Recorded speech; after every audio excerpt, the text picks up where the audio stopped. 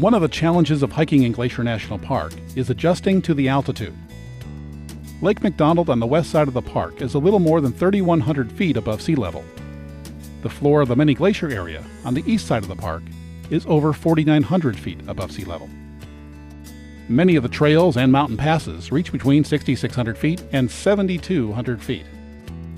That may not seem too high for those used to Colorado, but flatlanders will have to get used to the altitude. Hiking a trail with lots of elevation gain on the first day in the mountains is not a good idea. To help your body adjust, spend your first day exploring the Sun Road or hiking a flat trail. One of the best flat hikes in the park is the Bullhead Lake Trail. It's in the mini glacier area.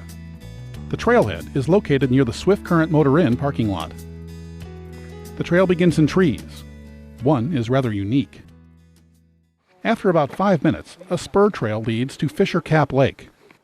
Moose live in this area and they feed in the lake nearly every day. Some say that most of the images of moose you've seen in nature calendars were taken at this lake. They feed on plants that grow in shallow water. The females tend to feed in groups for up to hours at a time, providing plenty of time for photographers to get a nice shot. They train their young to hide in the nearby brush. Moose move methodically in the water, but they can move quickly when they want to. Moose are the largest members of the deer family. This is clearly apparent when they get on shore. They are accustomed to people, but they are still wild, and you shouldn't get too close. Bulls tend to feed by themselves. The best time to see them is late afternoon to early evening. Bears tend to come down here around dusk, so it'd be a good idea to be off the trail by then.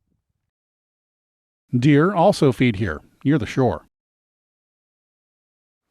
A few minutes further down the main trail, there's an interesting green rock formation. In places, berries grow along the trail. They are a favorite food of bears. So where there are berries, there eventually will be bears to eat them. Talking, singing, or making any noise that sounds human is a good idea when walking in bear country. About 1.5 miles from the trailhead, you're at the eastern end of Red Rock Lake. It's another 1/3 of a mile to Red Rock Falls. From time to time, the trail heads through trees.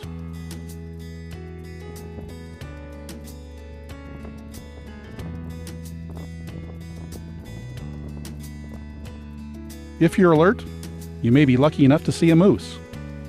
It's hard to believe that such a large animal can be so difficult to see.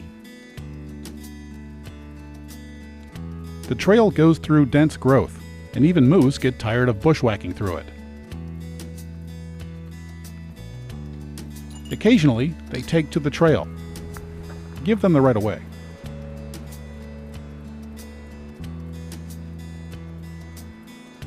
Just before the falls, the geology gets bizarre again. Just imagine the forces required to fold and bend this rock formation. Also notice that earlier the rock was green. Here it's red. Rangers frequently walk the trail looking for signs of bears. Anything out there of any interest? Well, fleeting sighting of a grizzly. This ranger was warning hikers that a grizzly was using the trail to get over the mountains via Swift Current Pass. Red Rock Falls is at the 1.8-mile point. This is a favorite spot for families. There are plenty of rocks for kids to climb on.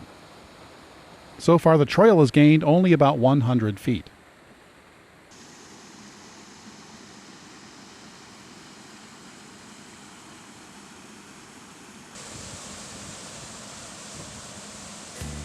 It's another spectacular 1.5 miles to Bullhead Lake. The trail gains about 300 feet as it follows Swift Current Creek. The lake appears to be 2 lakes, but the 2 pools are connected by a narrow channel. This is the first pool.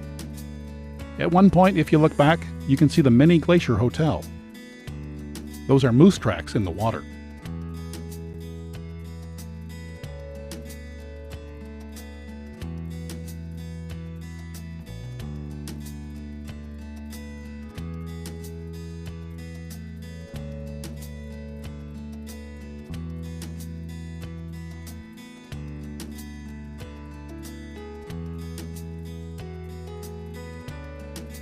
The larger Bullhead Lake Pool is about 3.5 miles from the trailhead. It's one of the most tranquil places in the park. Here you're surrounded by mountains on 3 sides. At the valley's end, there are 3,000-foot waterfalls. There's another oddly bent rock formation, where mountain goats sometimes feed. The lake is clear and blue. Primitive life can also be seen on this trail.